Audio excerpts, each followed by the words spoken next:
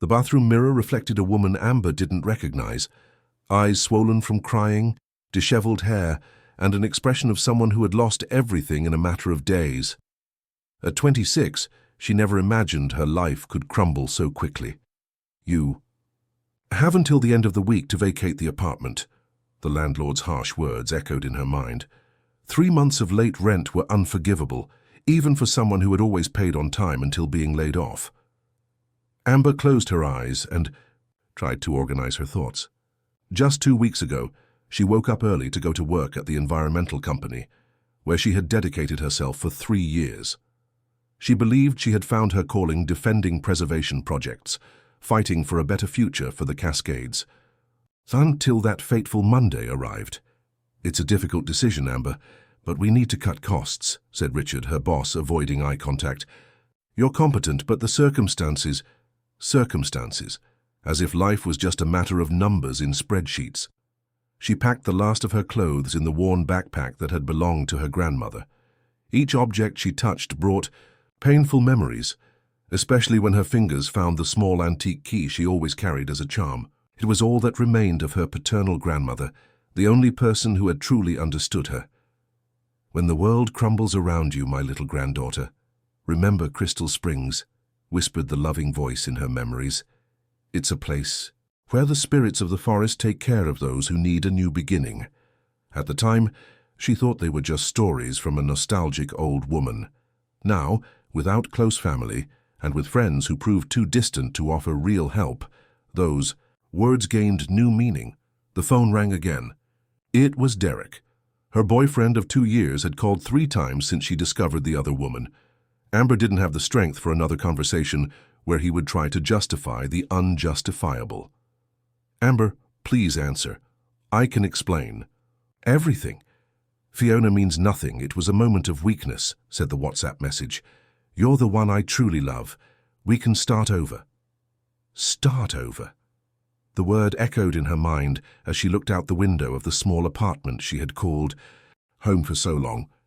New York City stretched out infinitely, millions of people chasing their dreams, indifferent to the desperation of a young biologist who had lost the ground beneath her feet. Amber opened her laptop and searched for flights to Springfield. She had some savings for emergencies. Ironically, she never imagined the emergency would be her own life falling apart. With trembling fingers, she bought a ticket for the next day. The night was long. She packed and unpacked her backpack several times, questioning whether she was making a crazy decision, leaving for an unknown place, guided only by the romanticized stories of a grandmother who was no longer there to guide her. When the sun rose, painting the New York sky with orange hues, Amber was already on the subway heading to the airport. The city was waking up to another day of hurry and commitments, but she was silently saying goodbye to everything she knew. During the flight, she watched the landscapes gradually changing through the window. Concrete gave way to green, buildings to trees, urban bustle to forest immensity.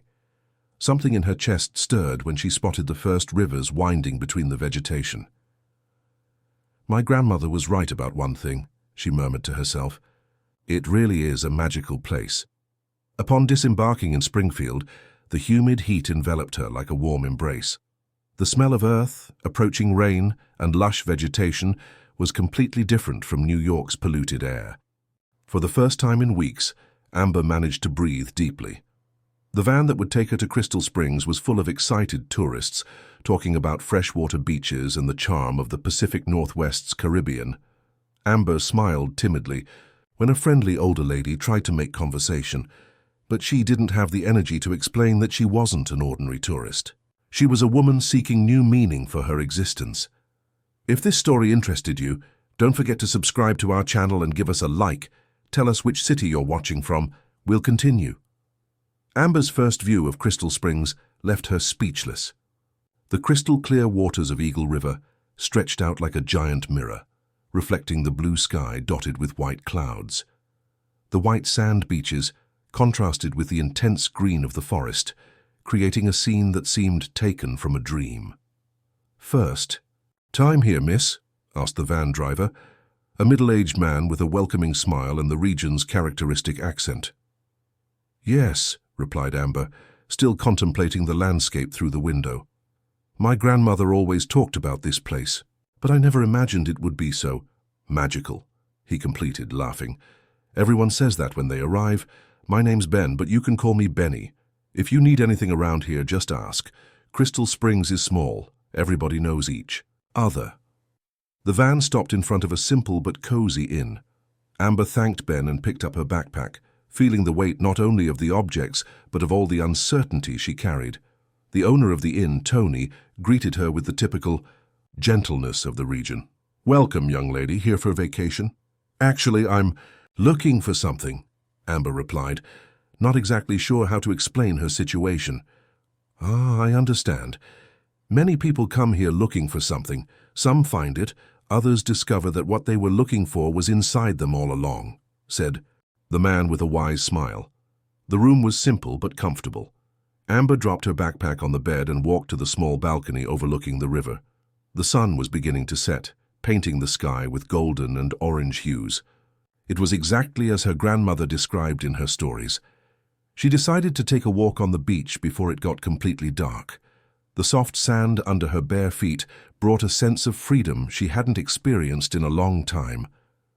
Some children played in the water while their parents chatted animatedly under the trees. That's when something caught her attention. A strange reflection in the water, as if something was shining at the bottom of the river. Amber approached the shore, trying to see better. The water was crystal clear, but she couldn't identify what was causing that intermittent shine. It's beautiful, isn't it? Said a female voice behind her. Amber turned and found a woman of about 50, grey hair tied in a bun, and eyes that seemed to hold many secrets. She wore simple clothes but had a striking presence. I'm sorry I didn't see you coming, said Amber. Did you also see that shine in the water? The woman smiled enigmatically. It depends. What exactly did you see? I'm not sure. Like something was shining at the bottom of the river. Interesting. I'm Morgan, but everyone knows me as Ms. Morgan, and you must be Isabel's granddaughter. Amber's eyes widened. How do you know? My grandmother's name was Isabel, but she passed away 5 years ago. Isabel talked a lot about you in her letters. She said one day you would come here when the right time came. Letters? What letters? My grandmother never told me she knew anyone in Crystal Springs.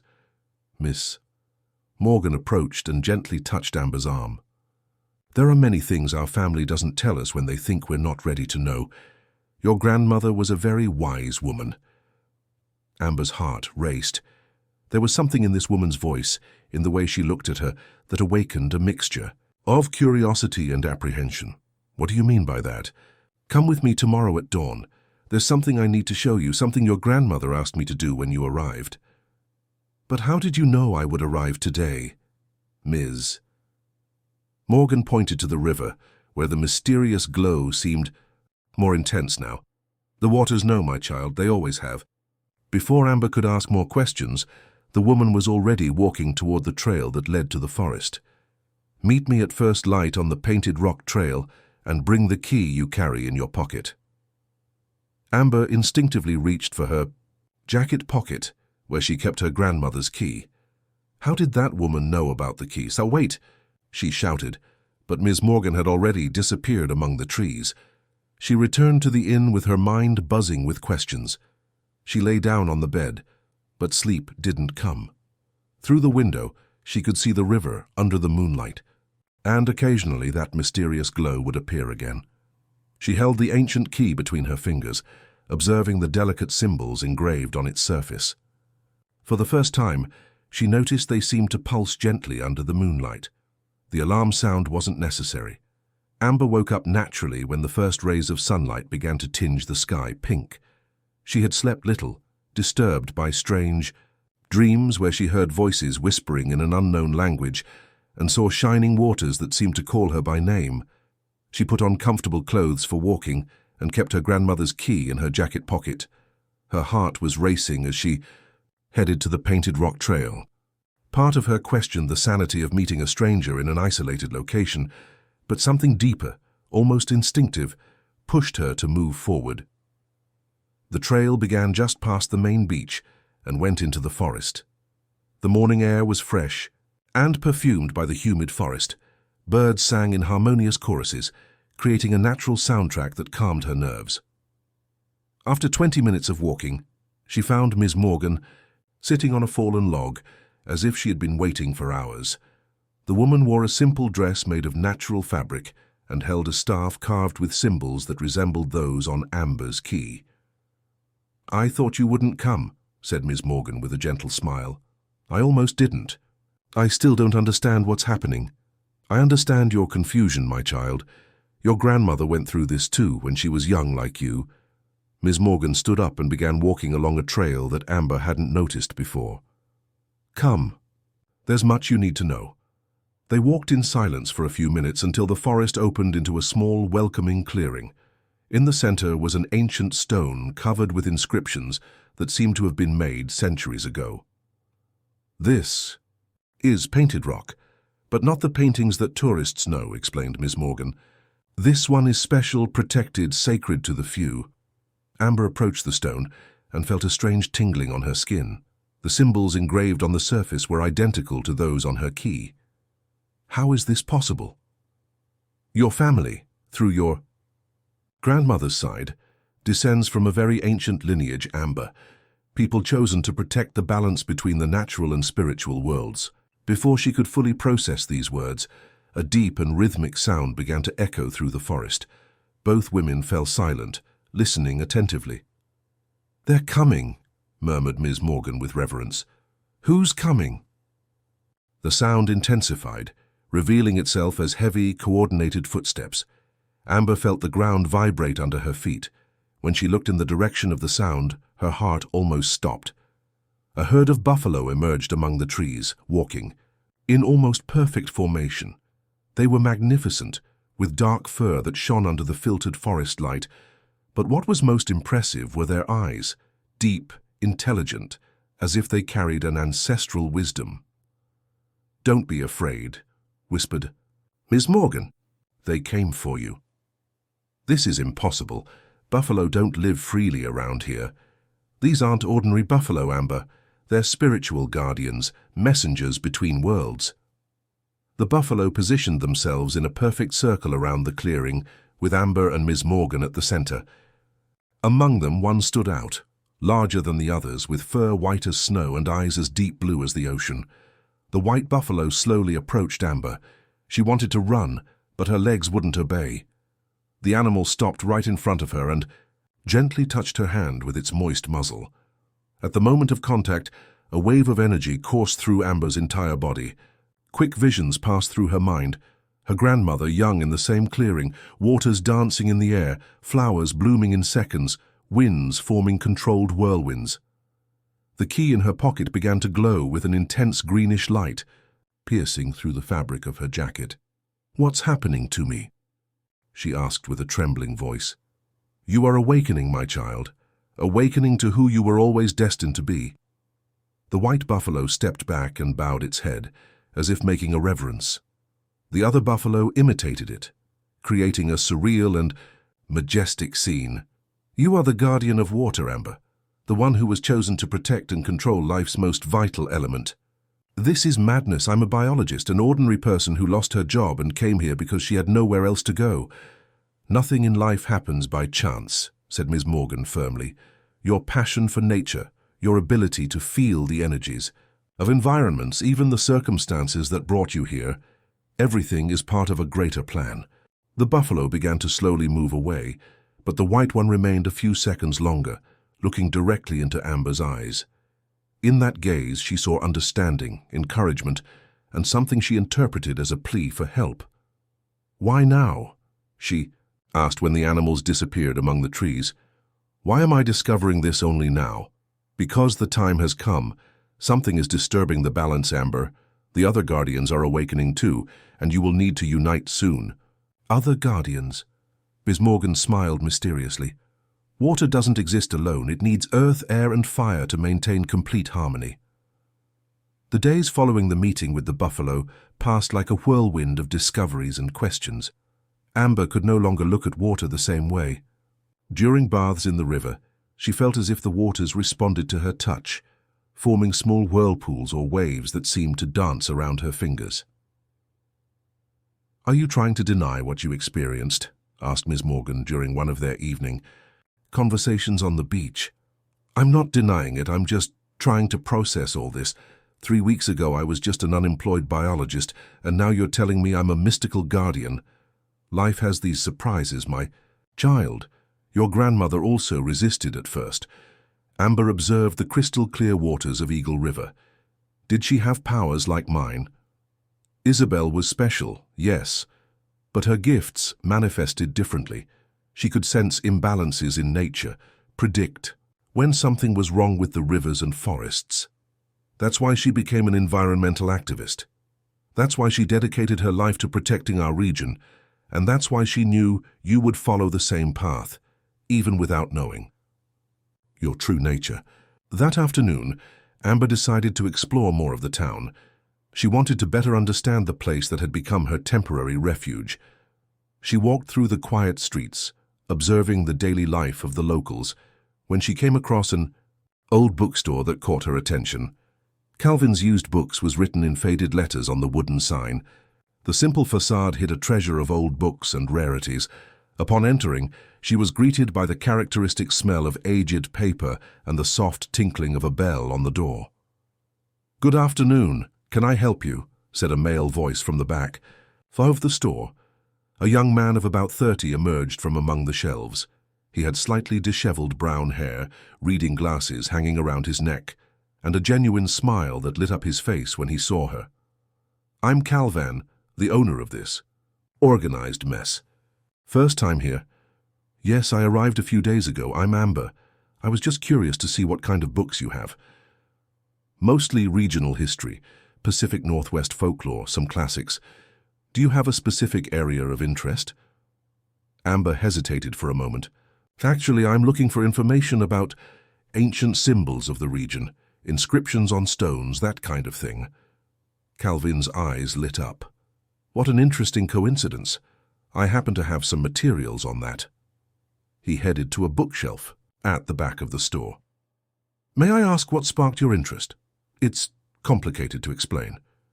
Calvin returned with 3 old books and some carefully preserved scrolls. "I inherited this collection from the store's previous owner. He was fascinated by local legends and ancestral symbols." When Amber saw the scrolls, her heart raced. Many of the symbols were identical to those on her key and those engraved on painted rock. Where did he get these? According to his notes, they were found in various expeditions around the region. Some came from riverside communities, others were discovered in unofficial archaeological sites. Amber carefully picked up one of the scrolls. The illustrations showed 4 human figures, each surrounded by different elements: water, earth, air, and fire. "Do you know what this means?" Calvin came closer, looking over his glasses. "The notes talk about guardians of the elements, people chosen to maintain the natural balance. But I always thought it was just local mythology." What if it wasn't just mythology? He looked at her curiously. "You speak as if you know something I don't." Before Amber could answer, something extraordinary happened. Small roots began to sprout from the wooden floor of the bookstore, forming delicate designs that resembled the symbols in the scrolls. "For God's sake, what is that?" exclaimed Calvin, backing away, startled. The bookstore door opened and a woman entered calmly, as if supernatural phenomena were part of her daily routine. She was tall, had brown skin and long black hair. Her brown eyes observed the scene with a mixture of relief and determination. "Finally," she said, addressing Amber directly. "I've been dreaming about this moment for weeks."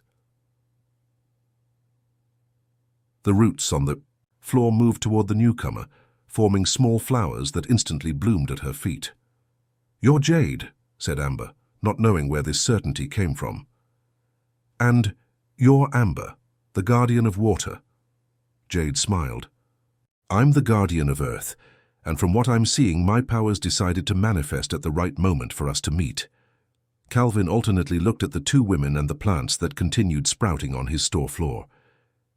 "Can someone explain to me what the hell is happening here?" "Remember the symbols you were showing her?" asked Jade, pointing to the scrolls. "They're real. And we are real. This is impossible.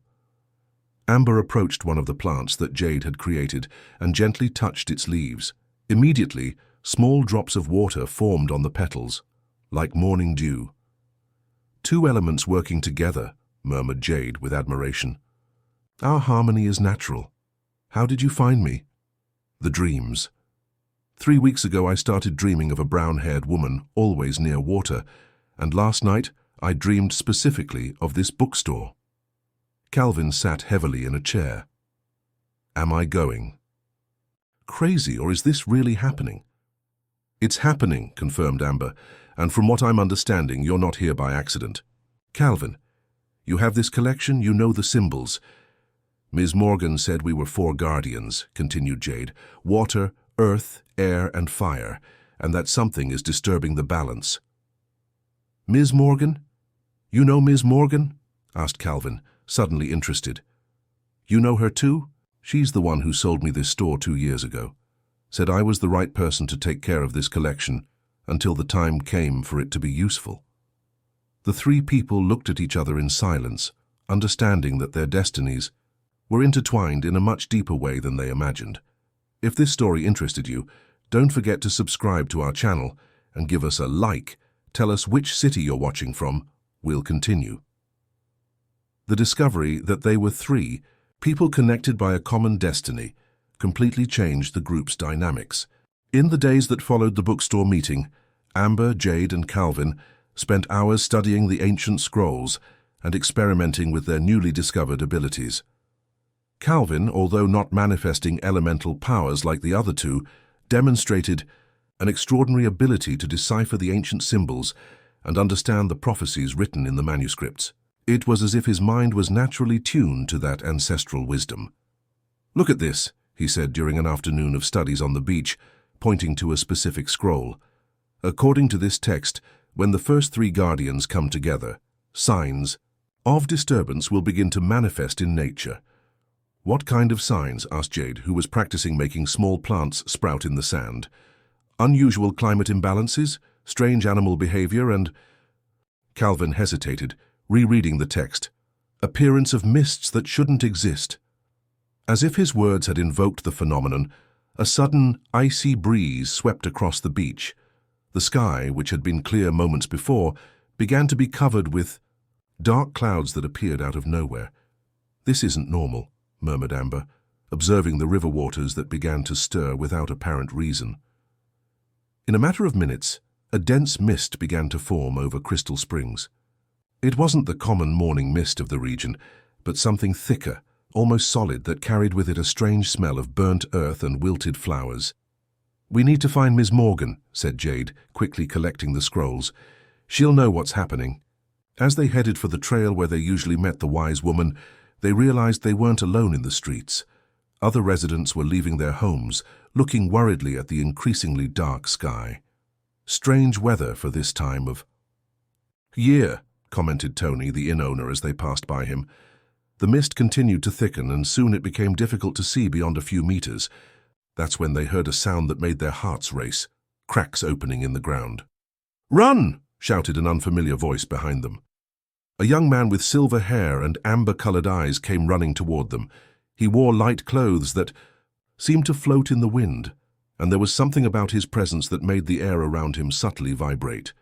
"You must be the other guardians," he said, breathless. "I'm Tyler, Guardian of Air, and we have a very serious problem." "What's happening?" asked Amber. "The stone creatures are emerging from the cracks. They're beings created to capture elemental guardians." As if confirming his words, a rumble came from a nearby street. Through the mist, they could see rocky forms moving, creatures that seemed to have been sculpted in granite and that walked with defined purpose. "How do you know this?" asked Calvin. "I've been following these signs for weeks. My air powers allow me to sense atmospheric disturbances before they happen," Tyler explained quickly. "Something very ancient and powerful is manipulating the natural elements." One of the stone creatures appeared at the end of the street, detecting the group's presence. It was as tall as an adult man, but its body was entirely made of rocks that constantly moved and reorganized. "It saw us," whispered Jade. The creature began to move toward them with heavy steps that made the ground shake. Similar forms began to emerge from the mist, coming from different directions. "We're surrounded," stated Calvin, visibly terrified. "Don't despair," said Tyler, raising his hands. "Our powers work better when we work together." A strong current of air began to circulate around the group, pushing away the mist within a radius of a few meters. Jade concentrated and made roots sprout from the ground, creating a barrier between them and the creatures. "Amber, try to use the water in the air," guided Tyler. "The moisture in the mist can help us." For the first time since discovering her powers, Amber concentrated completely. She felt the water suspended in the air around them and began to move it, creating a liquid shield that rotated around the group. The stone creatures hesitated before the combination of the three elements. Their rocky forms seemed unstable when in contact with water, air, and plants. "It works!" exclaimed Jade. "They can't get close when we unite our powers." But the victory was temporary. A deafening roar echoed through the mist, coming from all directions at once. It was a sound that didn't seem to have an animal or human origin, but something much older and more threatening. "What was that?" asked Amber, feeling a shiver run down her spine. "Anathema," murmured Tyler with a pale face. "The entity that controls these creatures. She's coming." The mist began to move in an unnatural way, forming whirlpools and spirals that seemed to have a life of their own. In the center of the confusion, a shadowy form began to materialize. "We need to get out of here now," said Tyler urgently. "We're not ready to face her yet." "Where to?" asked Calvin. "Ms. Morgan said something about a safe place," remembered Amber. "The elemental nexus." "I know where it is," said Tyler. "But it's far from here, and with these creatures chasing us." Jade looked determinedly at her friends. "Then let's clear a path. Together." The four elements working in harmony created a corridor of protection through the mist and stone creatures. Air, water, earth, and Calvin's human wisdom combined to guide them through the chaos toward a destination they didn't completely understand yet, but that represented their only hope of understanding what was really happening to Crystal Springs. The journey to the elemental nexus was one of the most intense experiences any of them had ever lived. Guided by Tyler's ability to sense air currents and Jade's natural intuition regarding forest paths, they managed to avoid the stone creatures that continued to emerge throughout Crystal Springs. "Just over there," indicated Tyler, pointing to an elevation covered by centennial trees. "I can feel a different energy coming from that direction." When they finally reached the location, they remained silent for a few moments. The elemental nexus was a perfectly symmetrical circular clearing, surrounded by 4 different types of trees, each representing an element. In the center, a peculiar rock formation rose from the ground, with crystalline veins that pulsed gently, with their own light. "This is it," whispered Amber, feeling her grandmother's key vibrate intensely in her pocket. Ms. Morgan was waiting for them, sitting in meditation on one of the smaller stones that surrounded the central formation. When she opened her eyes, her face showed a mixture of relief and concern. "You arrived in time," she said, standing up. "The situation is worse than I expected." "Ms. Morgan, what are those creatures?" asked Jade. "And why are they specifically pursuing the Guardians?" "They're servants of Anathema, an ancestral entity that feeds on the imbalance of natural elements." Ms. Morgan walked to the center of the clearing. For centuries she remained dormant, but something awakened her recently. Tyler frowned. What could have caused this awakening? The accelerated environmental degradation of recent years has created fissures in the natural balance. Anathema grows stronger with chaos, and these fissures allowed her to escape from her dimensional prison. Calvin, who had remained quiet, approached the central rock formation. The scrolls talk about her. They say that in the past, when she almost completely broke the balance, it took the union of all the Guardians to stop her. Exactly. But this time there's a complication. Ms. Morgan touched the central formation, and it began to glow more intensely. One of the past Guardians betrayed the others. He is working with Anathema. "What do you mean?" asked Amber, alarmed.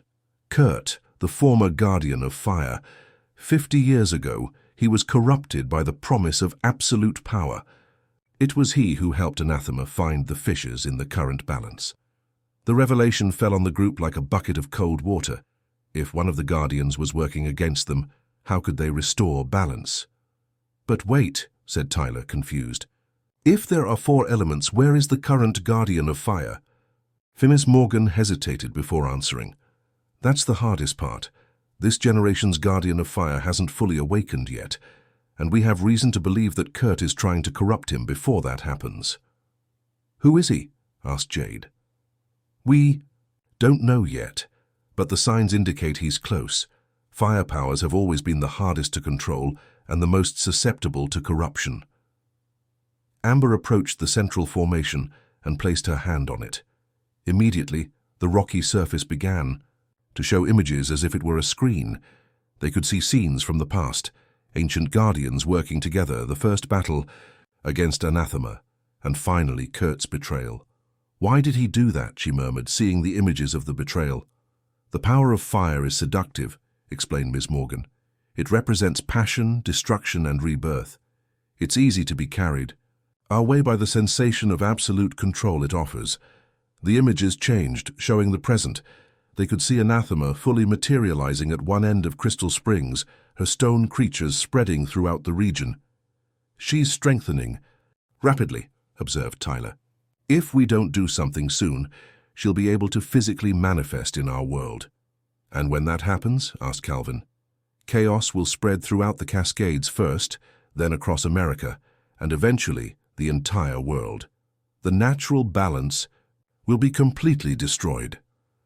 Jade touched one of the trees surrounding the clearing and felt its vital energy decreasing. I can already feel the effects. The plants are beginning to weaken. It was at this moment that a new presence made itself felt in the clearing. The air got warmer, and small sparks began to dance among the tree leaves. He's coming, said Miss Morgan, tense. Kurt? Asked Amber. No. The true Guardian of Fire. But we don't know if he's coming as an ally or enemy. A figure emerged among the trees. He was a young man of common appearance, but his eyes shone with an intensity that resembled embers. As he approached, they could all feel the heat emanating from his presence. You must be the other Guardians, he said in a calm voice. I'm Damien, and I need help. Help with what? Asked Tyler cautiously. To resist him. Kurt has been in my head for weeks, trying to convince me to join Anathema. The fire powers are becoming harder to control each day. Damien extended his hand, and small flames danced in his palm. I don't know for how much longer I'll be able to resist the temptations he offers me. Unlimited power, control over everything. It's hard to ignore. Miss Morgan approached him carefully. The fact that you're here, asking for help, is a good sign. It means your essence hasn't been corrupted yet. But for how long? Asked Damien with anguish in his voice. Each time I use my powers, I hear his voice more clearly. Amber, without thinking twice, approached and touched Damien's arm. The water contained in the air around them formed small drops that fell gently on the flames in his hand, not extinguishing them, but creating a harmonious dance between fire and water. You won't face this alone, she said with determination. We're 4 now, and together we're stronger than any temptation. But the moment she said these words, the ground in the clearing began to shake. Anathema had found the elemental nexus. The tremor in the elemental nexus ground intensified, and a dark mist began to infiltrate between the centennial trees that protected the clearing. Unlike the mist that had taken over Crystal Springs, this one carried whispers in ancient languages and a feeling of despair that made the heart tighten. She managed to track our energy, said Miss Morgan, urgency in her voice. We need to act quickly. What do we do? Asked Damien, the flames in his hands nervously flickering. My powers have been unstable since we arrived here. Tyler looked around the clearing, feeling the air currents changing drastically. The wind is stopping. She's creating a dead zone around us. It was then that a familiar voice echoed through the mist, carried with a perverted authority that made everyone shiver. Damien, foolish boy. So much time wasted resisting the inevitable. A figure slowly emerged from the darkness. Kurt appeared. To be about 60 years old, but there was something eternal and threatening in his presence. His grey hair danced as if made of flames, and his eyes shone with a fire that didn't warm, but burned the soul of anyone who gazed into them. "You've come far for such inexperienced youngsters," he said with a cruel smile. "But it's time to accept reality. The balance you protect is an illusion. Anathema offers something much better. True power." "You betrayed everything you believed in," replied Amber, feeling the water around her react to her anger. "How can you speak of power when you serve an entity that wants to destroy everything? Destroy to rebuild, naive girl. Anathema doesn't want destruction. She wants order. An order where the elements aren't limited by balance, but free to express their maximum potential." Jade made roots sprout from the ground, creating a barrier between them and Kurt. "You're lying. We saw what your creatures do. There's no order in that, just chaos." Kurt extended his hand, and blue flames instantly consumed Jade's plants. "You're like children playing with forces you don't understand. Damien!" He turned directly to the young guardian of fire. "Feel the power running through your veins. Why settle for small flames when you can control volcanoes? Why accept whispers when you can hear roars?" Damien faltered for a moment, and they could all see the flames in his hands grow dangerously. "I can feel the power you speak of. It's tempting." "Damien, no!" shouted Calvin. "Remember why you came to us. You asked for help to resist these temptations." "The help he needs is here," said Kurt, pointing to himself. "I went through the same conflict 50 years ago. The difference is that I had the courage to embrace my true nature. It was at this crucial moment that Ms. Morgan did something unexpected. She placed herself between Kurt and Damien, and her words carried an authority that made even the former guardian hesitate. "Kurt, you forgot one important thing. I was there when you made your choice 50 years ago." The man of fire retreated, slightly. "Morgan." "I saw the man you were before you let yourself be corrupted. I saw how you cried when you realized you had condemned future generations. And I know that somewhere inside you that person still exists." "Lies," roared Kurt, but there was uncertainty in his voice. "You had a daughter, remember? Little Maria, who died in the tuberculosis epidemic of 1973. It was the pain of that loss that made you vulnerable to Anathema's promises." The fire around Kurt visibly diminished. For an instant, his face showed a deep and ancient pain. "Anathema promised that you could bring her back if you had enough power," continued Ms. Morgan. "But in 50 years, has she fulfilled that promise?" She said she needed more power first." "Kurt, Anathema feeds on pain and imbalance. If she brought Maria back, she would lose part of the control she has over you." The former guardian looked around, as if seeing the clearing for the first time in decades. "What have I done?" he murmured.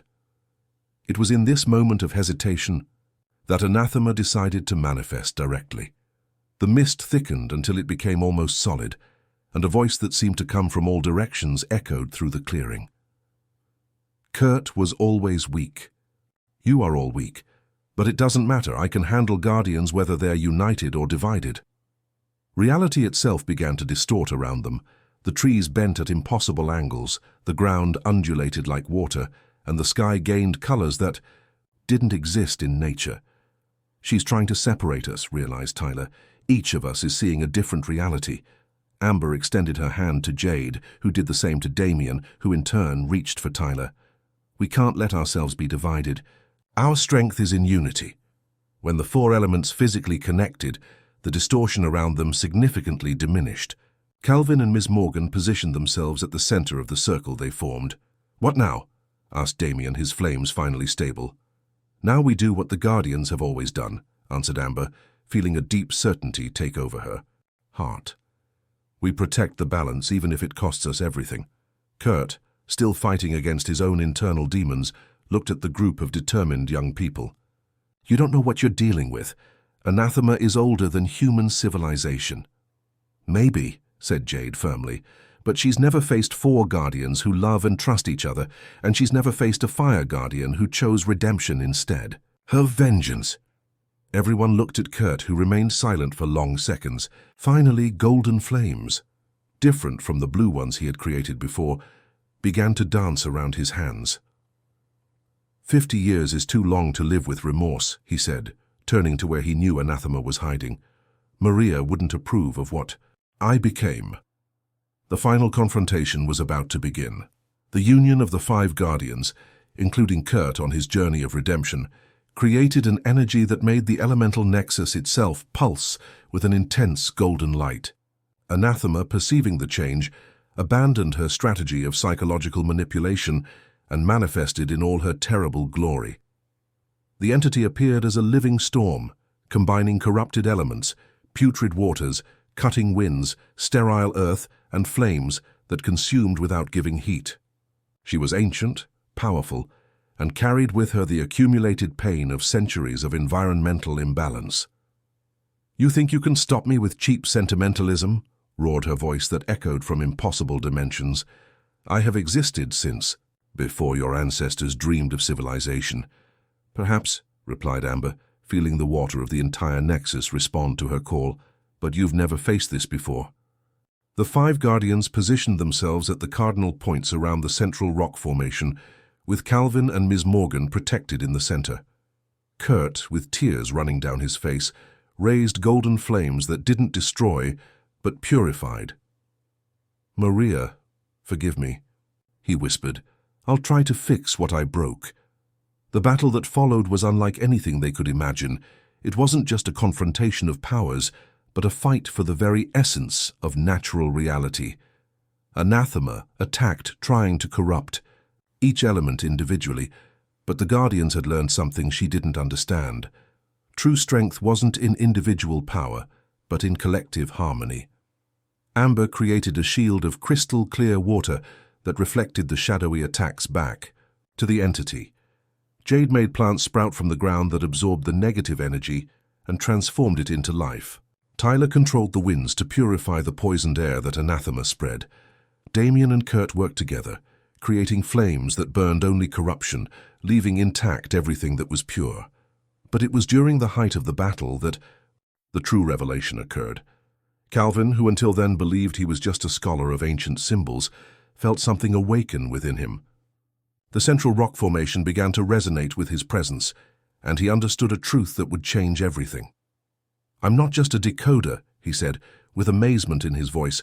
"I'm the 5th element, the human spirit, the consciousness. That balances all other elements." Ms. Morgan smiled even amid the chaos. "I always knew you would eventually discover it. Balance cannot exist with natural elements alone. It needs the wisdom and conscious choice of humanity." When Calvin assumed his true role, the other 4 elements were exponentially enhanced. Amber's water became the source of all life. Tyler's air carried the seeds of new beginnings.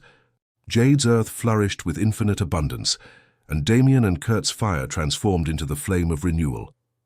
Anathema, for the first time in millennia, demonstrated something that could be interpreted as fear.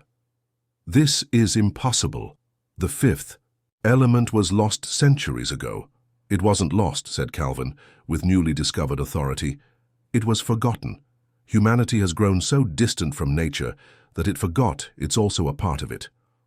The final battle was surprisingly gentle. Instead of destroying Anathema, the 5 guardians created something she didn't expect: understanding. They showed her that she wasn't an enemy of nature, but a part of it that had been lost in pain and imbalance. "You don't need to devour chaos," said Amber, extending her hand toward the entity. "You can help transform it into balance."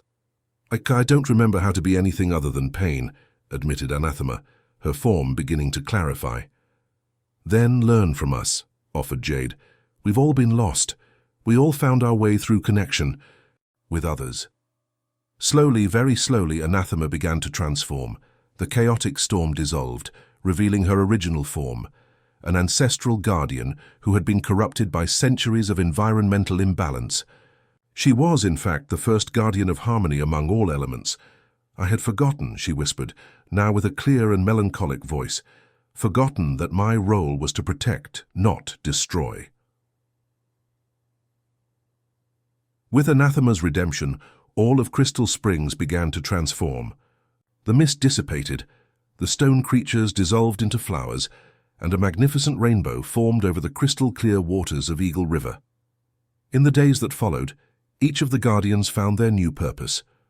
Amber decided to found an environmental research center in Crystal Springs, using her knowledge of biology and her new powers to protect the region's water resources. Jade became a guardian of the forests, working with local communities to develop sustainable agriculture. Tyler traveled the world, helping to purify the air of polluted cities. Damien and Kurt worked together, the young man learning from the elders' experience, while helping communities develop clean energy. Calvin remained in Crystal Springs, transforming his bookstore into a center for studies on ancestral wisdom and the connection between humanity and nature. Ms. Morgan continued to be the bridge between worlds, guiding new guardians who were awakening around the world. And Anathema? She became the silent guardian of global balance, working in the shadows to repair the damage she had caused over the centuries. 3 months later, Amber was on the same beach where it all began, but she was no longer the lost and desperate woman who had arrived there. She had found not just a purpose, but a family. A family united not by blood, but by the shared responsibility of protecting the world they all loved. The white buffalo appeared on the water's edge, as if coming to say goodbye. Amber approached it and gently touched its muzzle. "Thank you," she whispered, "for guiding me to who I really am." The animal looked at her with those deep and wise eyes, made an almost human bow, and then calmly walked away, disappearing among the forest trees. Amber smiled, feeling the gentle breeze caress her face. Her journey had begun with a story told by her grandmother about a magical place where spirits took care of those who needed a new beginning. The story was true, but not in the way she had imagined. The new beginning hadn't been just hers. It had been all of